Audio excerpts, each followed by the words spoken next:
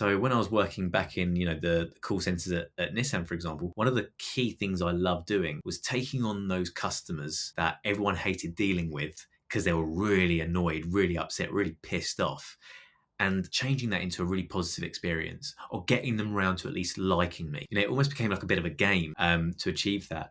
And once I kind of became really good at that, I had the opportunity to sort of team lead and then manage and then senior manager, and et cetera, et cetera, et cetera. But it all started off by picking up those key transferable skills that I probably never would have achieved. Our guest on the podcast today is Kel, who manages customer service for Zapier, a company we all know and love.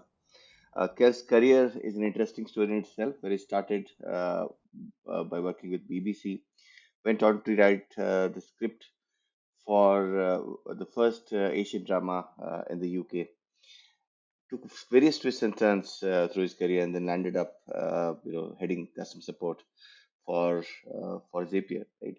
So really looking forward to the conversation with you, Kel, and welcome to the show. Likewise, thanks very much for having me. Great, Kel. So where are you right now, Kel? Oh, right now, sorry. I am based in Milton Keynes, which is a small city in England, in the UK.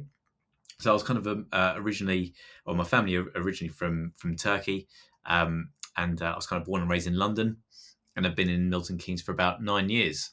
So quite a distant way from where you would usually have people in the tech world, which is kind of more often the west coast of the US. But yeah, over here in the UK. Great. So the west coast of US is where I am right now, and great to be Of speaking course. with you. So yeah, Kel, let's start by talking about the start of your career, right? How did you get started, and how did you end up at customer service, right? Was it by accident? Was it by design? How did you go through the entire process? Yeah, it's been quite a journey, really. So I was in that kind of era, and I don't actually know if it's any different now. I imagine it might be a little bit different now. But when I was back at school, we had the opportunity to go to sort of university or college, as it's known in the US. Um, and teachers would very much try and push that agenda of, like, you have to go to college and get a degree in anything. That's how you're going to make something of yourself. If you don't follow that path, you'll be a loser your whole life and not amount to anything. Or of course, you could join the army. Is another option. Is kind of, there were like the sort of two options that they went into. And when it was kind of, go straight into work, it would almost be frowned upon. People would turn their nose up at that notion. And back then, I was a bit of a rebel. I was really into kind of my heavy metal, rock and roll, and I thought, hey, let's challenge that, actually. And I don't actually know if I want to go to university and spend all that money and come out of it not having a clue what I wanted to do. What I did think I wanted to do was work in media, right? So I loved the music industry, so I kind of took on a load of different roles in there. I kind of did some bits in television, was in front of the camera, as well as doing script writing, as you kind of suggested. Um, and during that time, as a lot of people know, I was working a few jobs at one time. And as a lot of people in the media industry know, especially when you first start out, there's not much money in it at all.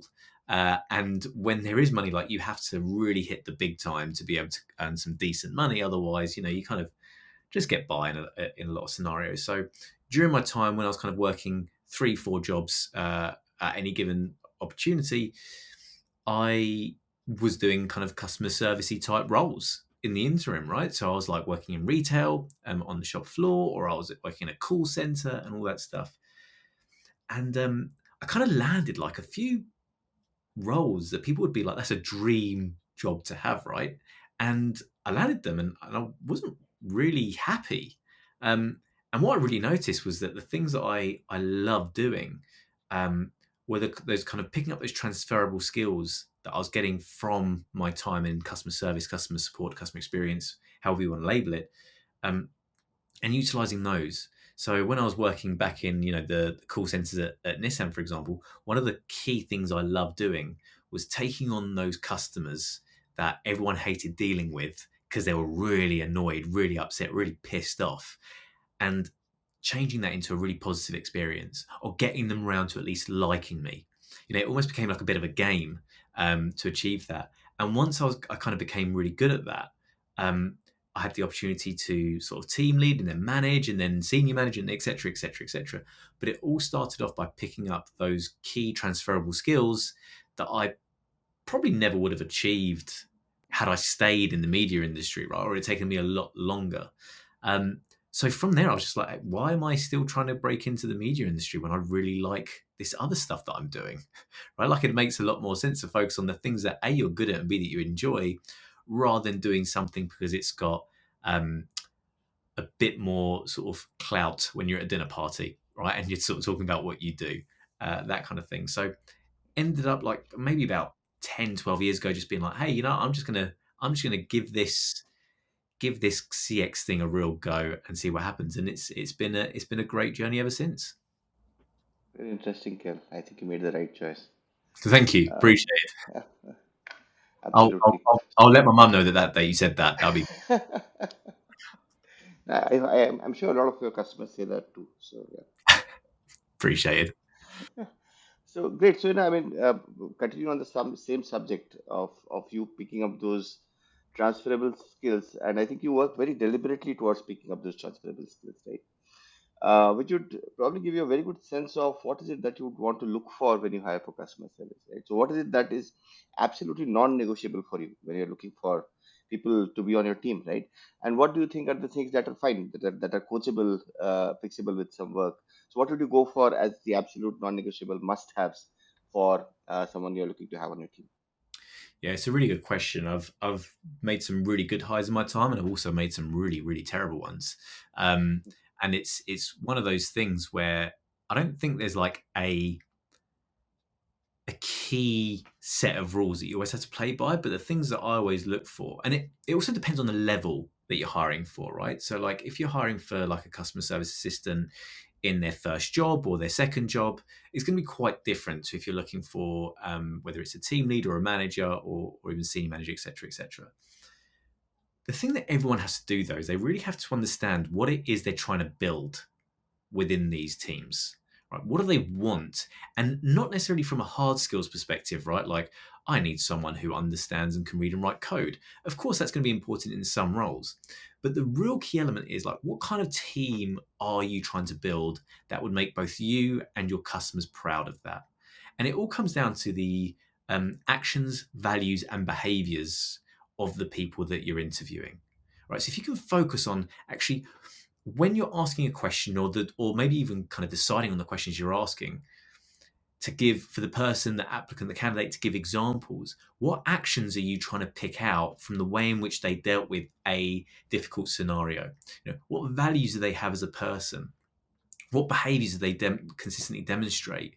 Whether it's teamwork, whether it's empathy, what is it that you're trying to unravel? And those two things, by the way, are kind of two of the key things that I really really look out for. Another one is not with every applicant, but with some applicants, I find it really important just to have someone that's hungry, right? When I say hungry, that's in terms of, you know, making sure that you have someone who is trying to raise the bar of the standard across the team. And you never know if you're going to actually get that person right. People can be very, very good and also very deceiving in interviews where they're like, yeah, I always strive and I stay here till 13 o'clock at night and all the rest of it. In reality, that might not even be the kind of person you're looking for. But people will tell you a lot of what you want to hear, especially when people are a bit greener in their tenure. But it comes down really to, would I want this person in my team? Would I want to bat for that person? If push came to shove, like, if I was stuck in a lift and I had to just deal with this person for like 24 hours straight, would I want to do that? And a lot of people kind of sniff their nose up at that. And like, well, I don't have to like the individual. I just have to work with them. But you spend a lot of your daily time working and dealing with the people that are in your team. You really need to want them to succeed and want them to grow and want them to develop in whatever way that looks for them. So before it comes down to any element of hard skills, just make sure that it's someone that meets those same needs. Sorry, not needs. Actions, values, and behaviors as you do, and as you want your team to embody. If you're hitting those marks, you're already starting off from a great, great level. And often the rest you can teach. But if you can meet someone who's got those actions, values, and behaviors, and they also know the key elements of the job, like how to troubleshoot, how to handle API documentation, how to demonstrate empathy properly on a call and make it sound legitimate rather than forced, you've got an absolute A player on your hands. Absolutely, Kel. So that is useful not just for customer service, but for probably everything that we hire for, right? Empathy being so important, right? Is there anything special, anything specific that you do to make sure that you get that right in a hire? It's so difficult and so critical, especially for customer service.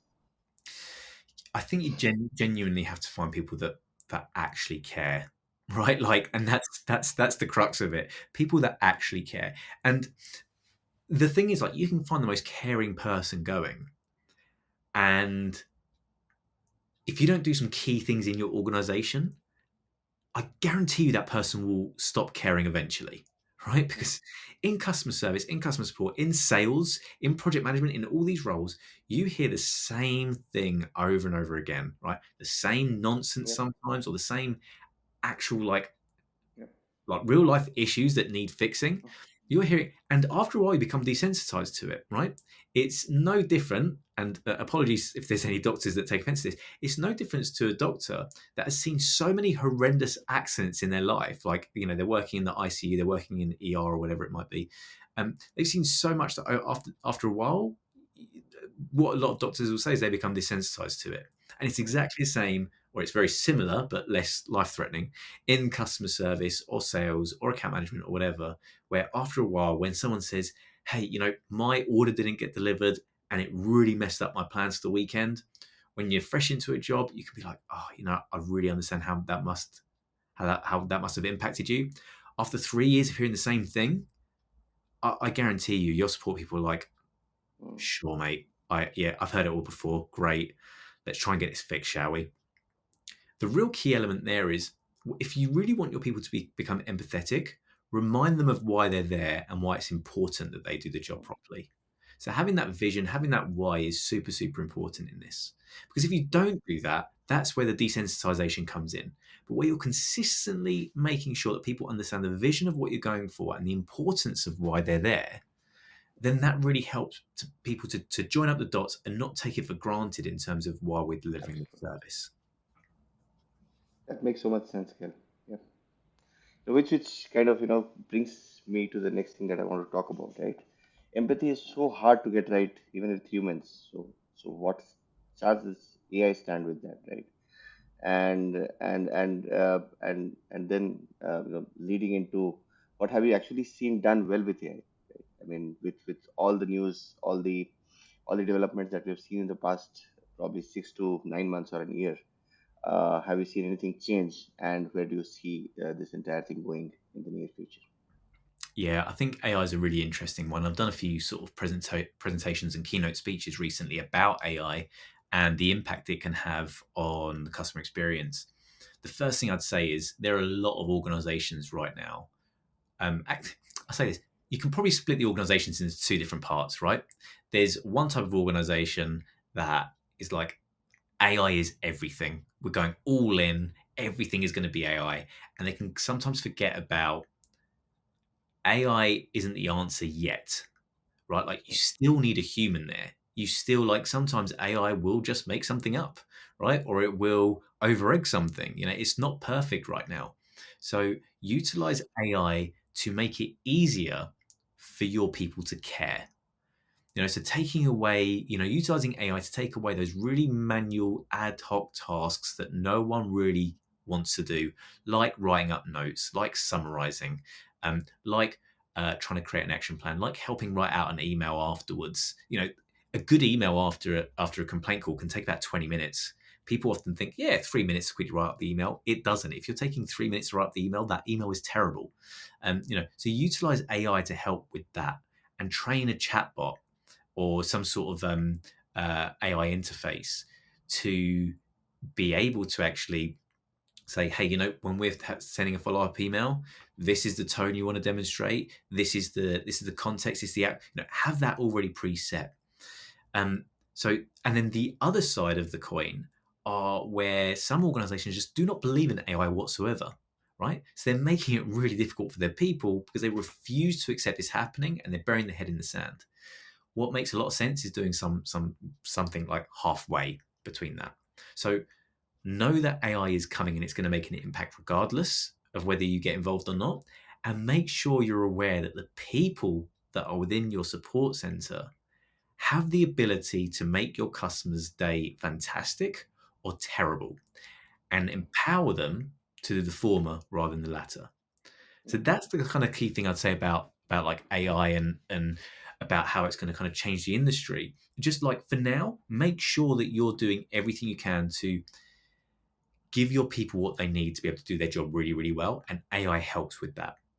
In terms of some of the AI tooling that I've seen do this really, really well, and I know it's kind of not fully out yet, but there are some companies that are utilizing AI for things like customer sentiment. So historically, throughout customer sentiment, we've looked at um, CSAT, customer satisfaction scores, NPS, net promoter scores, customer effort score. And these are all well and good, right? But it's kind of relying on someone to tell you that either you're really good or that you suck. The problem with that is most people don't say anything at all, whether they love it or whether they hate it. A couple of examples. I mean, I am for those who are listening to this rather than seeing this, I am bald, right? I have no hair. But back when I did have hair, I tried so many different barbers, right? I'd go in so many different hairdressers, and every single time, they'd hold up that mirror behind you and say, "Is that all right, mate?" And regardless of whether I had the best haircut in my life or it was the most atrocious Edward Scissorhands style cut that they've given me, I would just say, "Yeah, lovely, thanks, mate." I'd pay my money and walk out, and then I'd just either never go there again or I'd go there again. That was the outcome. Now, that happens every single day with our businesses, and we don't know about it, right? Like we have, and we pray that someone actually turns around and says, "Hey, this is actually terrible service." That is the ideal outcome. The reality is, A, when a lot of organizations get bad feedback, they go on the defensive, right? They go straight away, our team's great, everything's great about our processes, this person's just being grouchy, they just want a discount, they just etc etc etc. Or they sometimes, what I've seen a lot of is they manipulate the results to look better because maybe their bonus is tied to it. Maybe they just don't want to look bad, right? Like they don't want the reality of what's going on. They just want to be able to say to senior leadership, "Hey, look how great we are and how well we treat our customers. Ignore that one detractor. It's not important. These are all the ones that's important." The other part of it is that at the moment with those scores, we only track like one part of the journey, right? So both we're tracking one part of the journey and we're tracking the only the people that actually want to say something, ignoring those that just like me with a bad haircut, I just leave and find someone else, especially in today's day and age where there's so many options for every software, every app, there is now so many options, gone are the days where it's like, back when you're choosing an electricity company where it's like, I just have to go with this company because they're there and they're cheaper than the others, right? Like that's it. So there are tools now.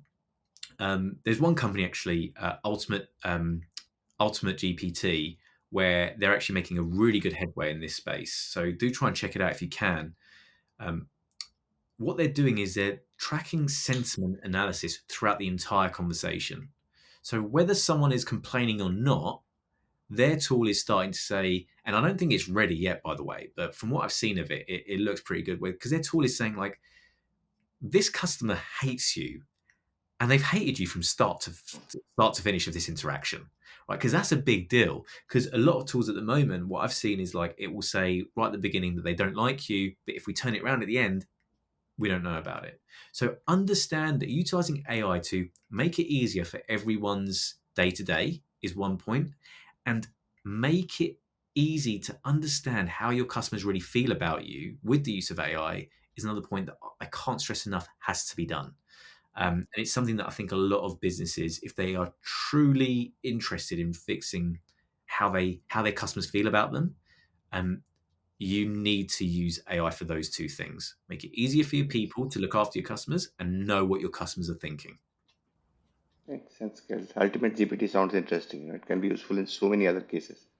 Yeah. Telling you, telling you if the other person actually hates you, right? So Well, yeah, you definitely want to know if the customer doesn't like you, because the thing is, they're still with you, right? For now. So whilst they're still with you, and you've got that feedback, do something with it. I can't stress this enough for every CX leader out there.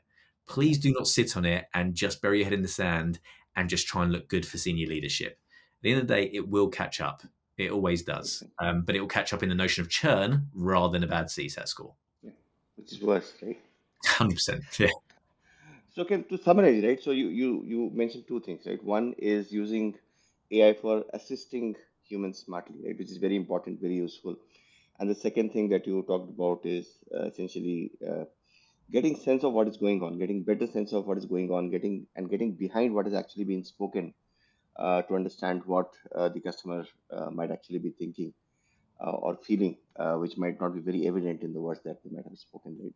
And then that is how AI probably is best used at this point of time. Where do you see this going in the next 5 to 10 years, right? Taking a slightly mid to long term view of where this is going. Can you talk about where you think AI can be in the next 5 years or 10 years and how that would be used?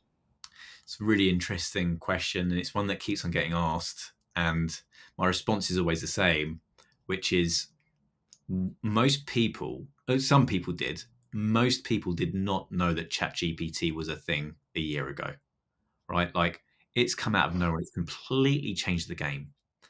That's in the space of a year. So if we're looking at 5 years' time, like the speed at which technology is advancing is huge at the moment. It's advancing so quickly. I'd be foolish to even contemplate where we'll be in 10 years' time because the landscape is changing so quickly and so rapidly that trying to make an assumption, like we only know what we know. And the reality is the things that are being cooked up in the background are just stuff that our minds can't comprehend. Right? Like, and that's what I truly believe that the game will be completely different in 10 years' time. Um, and that's purely because of the rate at change. You know, we're seeing more change in the last 12 months than we saw in the previous 12 years. What I do think, one prediction I do have is that people's time will be spent differently in 5 years' time or 10 years' time. At the moment, like if you take anyone in CX, anyone in sales, anyone in any of these kind of customer facing roles, the majority of your time ends up being stuff that you didn't like. The reason why you were hired is not the same as what you actually do day to day. Mhm. So the reason that you often hire customer service people is because they're really, really good with people. They know how to troubleshoot and find the solution to a problem. They're empathetic, they're caring, they're kind. You know, they're great at speaking, great with words. The reason why you pick salespeople, pretty much exactly the same, apart from they've got that element of persuasion or being able to link up. You have this problem, we have this solution. Let's go. They've got that persistence. They've got all that. Account managers, similar. They build great relationships. In reality, when you look at what your team does, whether you look at account management, sales, customer service, the majority of their time is not spent looking after your customers. Mm. The majority of their time is spent writing up notes, doing admin, ticking the boxes that people need for reporting purposes, chasing after different departments for things, um, trying to get hold of people, all this stuff, right? That actually detracts from the whole reason that they're there in the first place, which is I'm going to talk to you about what your needs, what your wants, and what you value right now. Like that's why I want to talk to you. How can I help unblock this? How can I help provide a solution for that? So I think the way in which we're going to move forward is going to be much less based on all the admin, nitty gritty, tick in a box kind of stuff, and it's going to be all about personalized service, direct personal interaction, because the more in which technology starts building on our lives, the more we as humans will go back, I believe, will go back to our more tribal instincts of actually, I just want to connect with someone Yeah, when I need something. Now, having said that, I do know that that doesn't mean every single interaction is someone's going to want a human contact, right? The majority of time, and we've been trained to do this as well, right? Because companies often have historically offered a really, really shoddy experience. So we as people have been trained to not want to speak to someone when we need something, when there's a problem. We've been trained, if you can find out the answer for yourself, just do that. It'll just be easier than waiting for 35 minutes on the end of the phone, trying to reach out to someone to be told no, right? That's what we've learned. But when there is a scenario where you have to build a relationship with someone, when something's going really, really wrong, when the customer is just furious because there is a process, a flow that can't be dealt with because no one's experienced it before, I believe we're probably going to see more of that where kind of technology can't fill in the gaps. And it's going to mean that we're going to spend more time speaking with, communicating with, and getting to know on a more personal level what specific individuals need, want, and value from the service that we're offering. So if we can start training any one of our teams on anything right now, perfect those soft skills. Because when something's gone really wrong, the last thing you want to do is speak to a chatbot and hope, Absolutely. hope that it gives you the answer or the empathy that you need. That's very insightful, Kel. Absolutely. And in what you just spoke for the last couple of minutes, there's so many great ideas for founders like me to go ahead and build. Right. So very very interesting. Great, Kel. So the last question of the day. I find career paths like yours, which are very non-linear, very interesting, and very inspiring. So, any thoughts, any advice for people who are just starting their career, in college probably or in school, looking out to the big world, getting daunted, and then really grapple with the question of, what is the right course of action for them to do well in life, be happy. Right? Any piece of advice that would be really useful to them. Yeah, I would strongly recommend to, especially when you're early in your career, to just try everything and say yes to everything. Say yes to every opportunity. A lot of people early in their career sort of go out with this mindset of, I know exactly what I want to do for the rest of my life, or even somewhere like most actually say like, I've no idea what I want to do with the rest of my life, but I know I don't want to do that. I'd say just be bold enough to say yes to everything, because you never know what it will lead to, right? I had no idea that I would ever get an opportunity to write a script. um, I had no idea that I'd ever get an opportunity to work for some record labels that I really admired, whether it be on like a freelance basis or a work experience basis or whatever. I had no idea on these things. So put yourself out there, say yes to things, um, and just try everything. And if it doesn't, like, give it enough of a go. And if it doesn't work out, that's absolutely fine. Move on to the next thing. But the more you put yourself out there and the more you say yes to things and the more you try different things, opportunities just happen to arrive. They just, I don't know how it works. Something aligns and eventually something clicks. And when it clicks, you'll know. But you have to remain open minded and willing to say yes.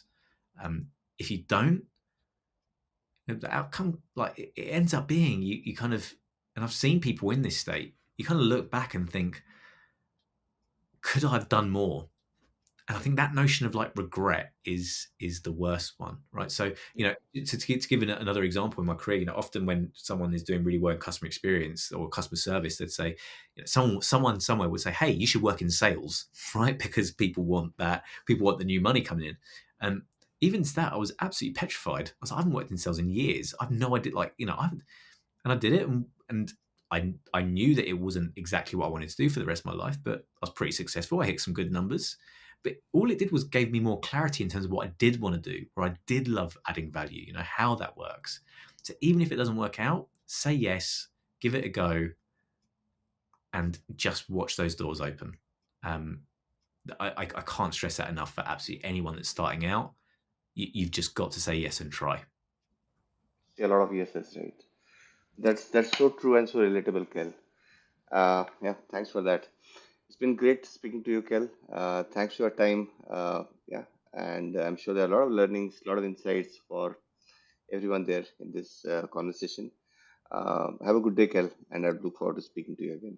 Niraj, it's been an absolute pleasure. Thank you so much for having me, and yeah, look forward to catching up again soon. Thanks, Kel. Take care.